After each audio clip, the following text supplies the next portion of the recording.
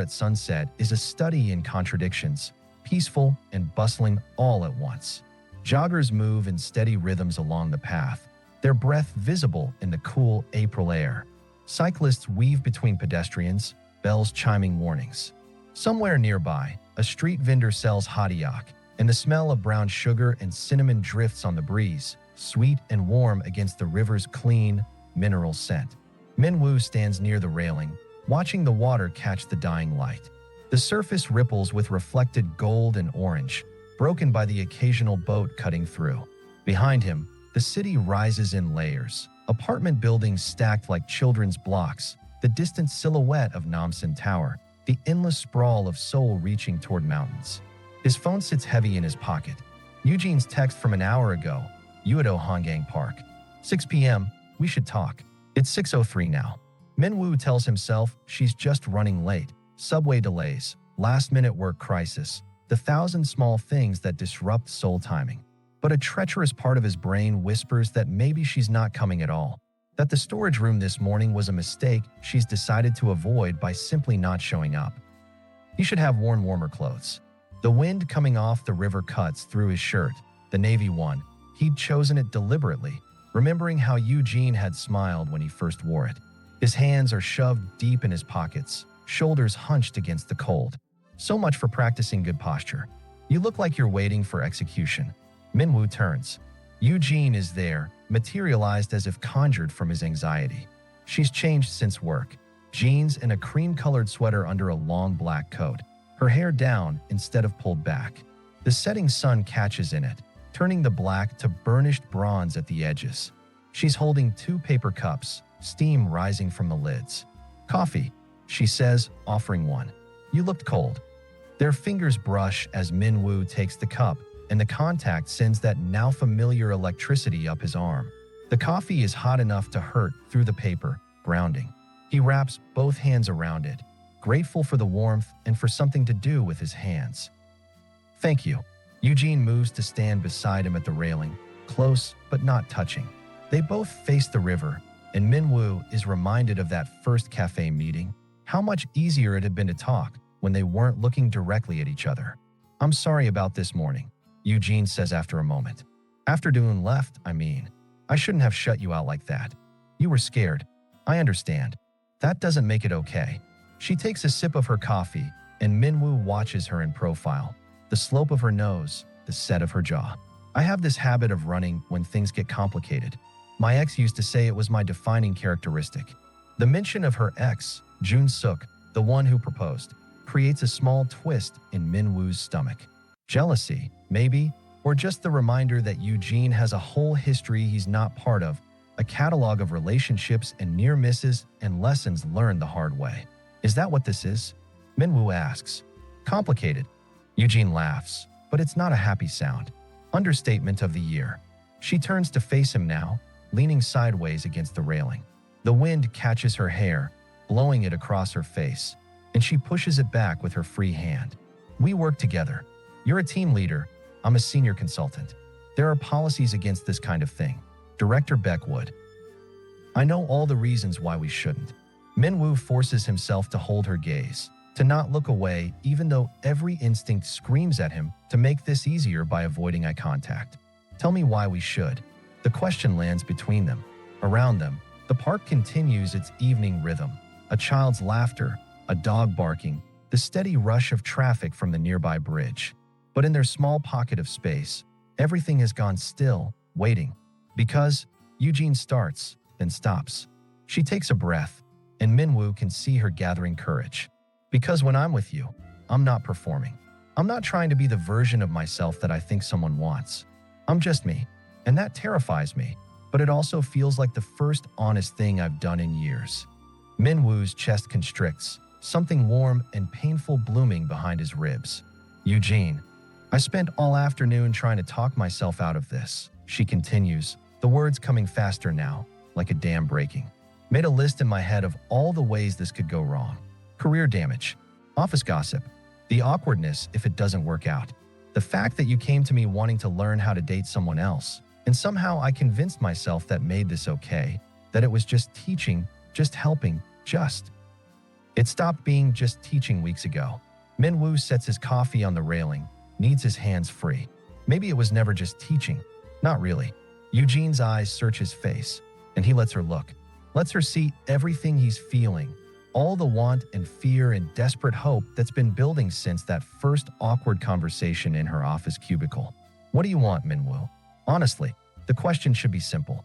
But standing here with the river at their backs and Seoul's lights beginning to flicker on in the gathering dusk, Minwoo realizes that what he wants has shifted so fundamentally that he barely recognizes his own desires anymore. I want to hold your hand, he says quietly. Not as practice, not as a lesson, just because I want to. Something shifts in Yu-jin's expression, a softening and opening. That's very specific. You told me to be specific about what I want, to communicate clearly. His heart is hammering now, that familiar anxiety mixed with something that feels dangerously like bravery. So I'm telling you, I want to hold your hand. I want to walk along this river with you and not pretend it's educational. He stops, swallows. I want to finish what we started in the storage room. Yu-jin's breath catches audibly. For a long moment, she doesn't move, doesn't speak. Then, slowly, deliberately, she sets her own coffee cup on the railing beside his. Her hand rises between them, palm up, an offering. Okay, she says. Show me. Minwoo stares at her hand, small, pale in the dimming light, fingers slightly trembling. This is a test, he realizes. Not of technique or confidence, but of commitment. Of whether he's brave enough to reach across the space between wanting and having. He takes her hand. The contact is electric, skin on skin, her palm cool against his. Minwoo's fingers fold around hers, and Yu-jin's close in response. And suddenly they're holding hands like the most natural thing in the world. Like something they've done 1,000 times. Like coming home. See, Yu-jin's voice is barely above a whisper. Not so scary. But her hand is shaking in his, betraying her words. Minwoo's thumb moves almost involuntarily, stroking across her knuckles in what he hopes is reassurance. Her skin is soft, smooth, and he can feel the delicate bones underneath, the proof of her solidity, her realness. Walk with me, he asks. Yu-jin nods. They leave their coffee cups on the railing. Some evening jogger will probably knock them over, or they'll blow away in the wind, but neither of them cares. They start walking along the path, hand in hand, and Minwoo is hyper-aware of every point of contact. The way their fingers interlock, the slight swing of their joined hands between them, the warmth spreading up his arm. The park is busier now as evening settles in. Couples on blankets, friends gathered around convenience store snacks, someone flying a kite that catches the last rays of sunlight. No one looks at them. No one cares about two people holding hands by the river. They're invisible, anonymous, just another couple in a city of millions. This is nice, Yu-jin says after they've walked in silence for a few minutes. Quiet. Is quiet good? With you? Yes. She glances at him, a small smile playing at her lips. You don't feel the need to fill every silence. Most people do. Most people are better at conversation than I am. Most people are worse at being present. Yu-jin's grip on his hand tightens slightly. You actually listen. You actually see. Do you know how rare that is? Minwoo doesn't know how to respond to that, so he just squeezes her hand back. They walk past a group of teenagers taking selfies, past an elderly couple moving slowly with matching visors, past the eternal churning of Seoul life. Can I ask you something? Yu-jin says eventually. Anything. When did it change for you? When did the lesson stop being about Ji-young and the reunion? The question makes Minwoo think. He tries to pinpoint a specific moment. The haircut, maybe, or the first cafe practice, or that dinner where she'd touched his hand across the table. But the truth is messier, less defined. I don't think there was one moment, he says slowly. It was gradual. Like, you know how the sky doesn't turn from day to night all at once? There's this long transition where you can't point to the exact second it changed, but suddenly you look up and the stars are out. Yu-jin makes a soft sound. Not quite a laugh, something more tender. That's surprisingly poetic for someone who claims to be bad at this. I've had a good teacher. Stop that. But she's smiling. He can hear it in her voice. Don't give me credit for what comes naturally to you. They've reached a quieter section of the path now, where trees lean out over the water and the streetlights are spaced farther apart. The darkness is gathering in earnest, Seoul's lights reflecting off the river in wobbling columns of gold and white and neon blue. Minwoo stops walking. Yu-jin stops beside him, their joined hands creating a tether between them. In the dimness, her face is all soft shadows and uncertain light, but he can see her eyes clearly, dark and watching, waiting. In the storage room, he says, before Daeun interrupted. You were going to let me kiss you. Yes. No hesitation. No deflection. Can I still? Kiss you, I mean. Yu-jin steps closer, close enough that Minwoo can feel her breath ghosting across his face. Her free hand comes up to rest against his chest, right over his heart, and he knows she can feel it hammering. That depends, she says softly. Are you asking as practice? Or as something real? Real. The word comes out rougher than intended. As real as I know how to be. Then yes, Yu-jin breathes. Kiss me. Minwoo leans down.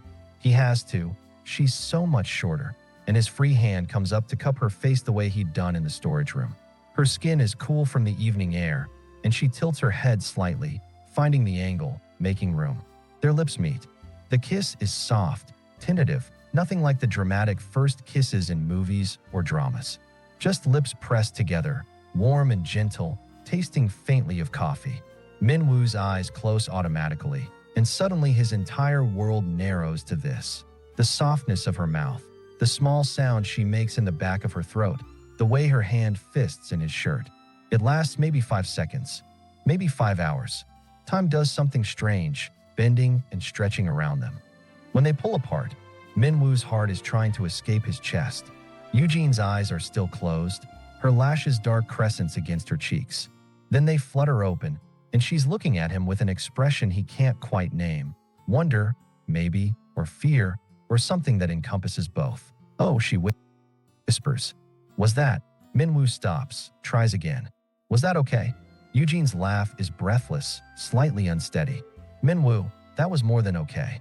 That was, she stops, seems to be searching for words. Yeah, more than okay. They stand there in the growing darkness, hands still joined, faces close enough to share breath. Around them, the Han River continues its eternal flow toward the sea. Above them, the first stars are appearing through Seoul's light pollution, faint but present. And between them, something new and terrifying and impossibly right takes root.